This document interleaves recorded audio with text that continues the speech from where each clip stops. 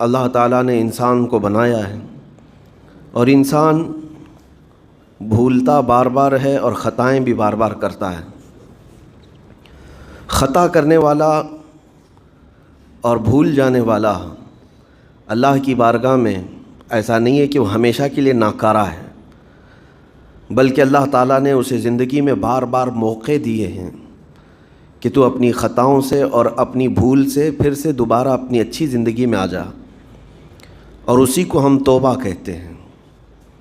توبہ کا جو آپشن رکھا گیا ہے انسانوں کے لیے، مسلمانوں کے لیے خاص طور پر، بہت ہمت والا ہے، دروازہ ہے، بہت ہمت والا دروازہ ہے۔ اور اسی وجہ سے حدیث پاک میں یہ ہے کہ گناہ کرتا ہے بندہ، پھر توبہ کرتا ہے، پھر گناہ کرتا ہے، پھر توبہ کرتا ہے، یہ کرتا رہتا ہے۔ فرشتے اللہ کی بارگاہ میں عرض کرتے ہیں کہ مولا یہ تو بار بار وہی کرتا ہے، پھر توبہ کرتا ہے۔ اگر ہمارے ساتھ کوئی غلطی ایک بار دو بار کر دے، تیسری بار تو ہم اسے چھوڑیں گے بھی نہیں۔ انسانوں کی طبیعت تو یہی ہے، لیکن بندہ جب بار بار ایک خطا کرتا ہے اور پھر توبہ کرتا ہے، پھر خطا پھر توبہ، تو فرشتے جب اللہ کی بارگاہ میں یہ عرض کرتے ہیں کہ مولا یہ ہر بار یہی کرتا ہے، تو جانتے ہیں پروردگار عالم کیا فرماتا ہے؟ ارشاد فرماتا ہے، اے میرے فرشتوں، میرا بندہ مجھے رحمان سمجھتا ہے اس لیے بار بار توبہ کرتا ہے، مجھے وہ ارحم الراحمین سمجھتا ہے، ورنہ کون بار بار اللہ تبارک و تعالیٰ کی بارگاہ میں دروازہ کھٹکھٹاتا؟ تو رب تبارک و تعالیٰ ارحم الراحمین ہے، یہ تصور ہر مسلمان کے ذہن میں ہے، اس کی وجہ سے وہ کبھی مایوس نہیں ہوتا۔ اور شیطان کا سب سے بڑا حربہ کیا ہے جانتے ہیں آپ؟ سب سے بڑا بہکانے کا اور گمراہ کرنے کا اور ہمیشہ گناہوں میں ملوث رکھنے کا سب سے بڑا آلہ کہ بندے کو سب سے پہلے نا امید کرتا ہے، اب تیرا کیا ہوگا، تو بہت برباد ہو چکا ہے۔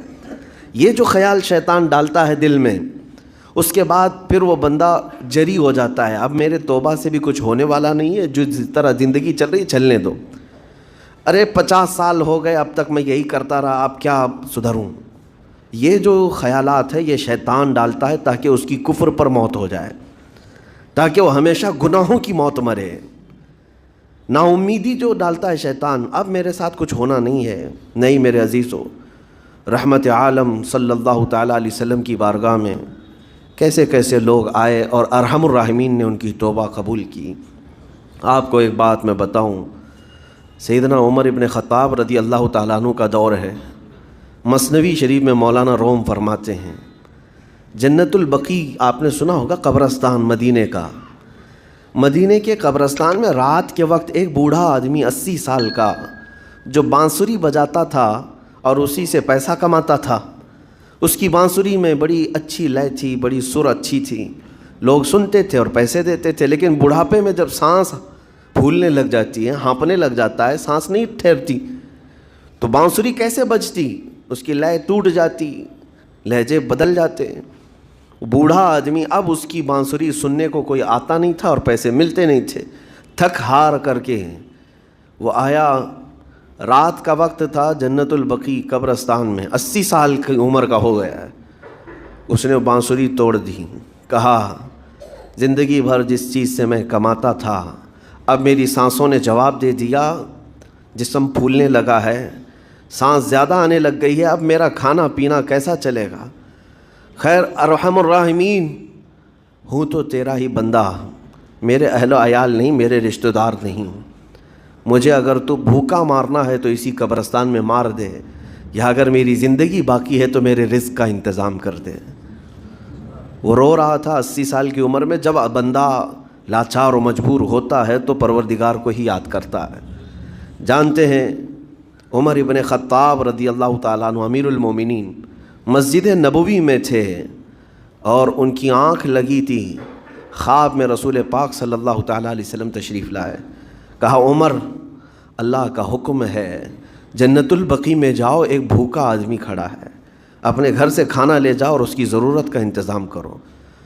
نیند کھلی تو آپ نے دیکھا اللہ کے حبیب صلی اللہ علیہ وسلم کی طرف سے حکم آیا اور رب ذوالجلال کا حکم ہے، گھر سے عمدہ کھانا لیا تو شادان لے کر کے کچھ مال و متاع بھی لے کر قبرستان میں گئے، ڈھونڈا کون ہے یہاں پر، تو دیکھا کہ ایک ہانپتا کانپتا ہوا 80 سال کا بوڑھا روتا ہوا نظر آیا۔ امیر المومنین اپنے ہاتھ میں توشادان لے کر اس کے قریب گئے. کہا تو بھوکا ہے؟ کہا ہاں بھوکا ہوں. بیٹھ چل میں تجھے کھلاتا ہوں. دسترخوان بچھا کر اسے اپنے ہاتھوں سے کھلایا اور اسے اپنی ضرورت کے مطابق جو ضروریات تھیں اس کی ضرورت کے مطابق وہ ساری چیزیں دی. وہ بوڑھا پوچھتا ہے آپ کون ہیں؟ حضرت عمر فاروق نے کہا میں عمر ابن خطاب ہوں. وہ ڈر گیا. حضرت عمر سے کون نہیں ڈرتا تھا کہ کہیں یہ کھلا پلا کر کے مجھے کوڑے نہ ماریں کہ زندگی بھر بانسری بجانے والا آج پکڑا گیا ہے. ہاں آج مجھے یہ سزا نہ دے دے. وہ کانپنے لگا. کہا کہ آپ یہاں کیسے؟ حضرت امیر المومنین کہتے ہیں میں خود نہیں آیا, مجھے اللہ کے رسول نے بھیجا اور رب تبارک و تعالیٰ کا حکم آیا تھا کہ تو بھوکا ہے اور تو نے رزق مانگا ہے اور مجھے تیرے رزق دے کر کے بھیجا گیا ہے. وہ چیخ مار کر کے گر پڑا زمین پر اور رونے لگا اپنے ہاتھ پھیلا کر. کہا سچ فرمایا مولا تو ارحم الراحمین ہے. 80 سال تجھ سے دور بھاگتا رہا, ایک بار کیا تجھے میں نے پکارا, تو نے وقت کے امیر المومنین کو کھانا دے کر بھیج دیا. اللہ رب العزت کی بارگاہ میں نا امیدی اور مایوسی جو شیطان لاتا ہے اس سے بندے بھٹک جاتے ہیں, بہک جاتے ہیں, انہیں توبہ کی توفیق بھی نہیں ملتی.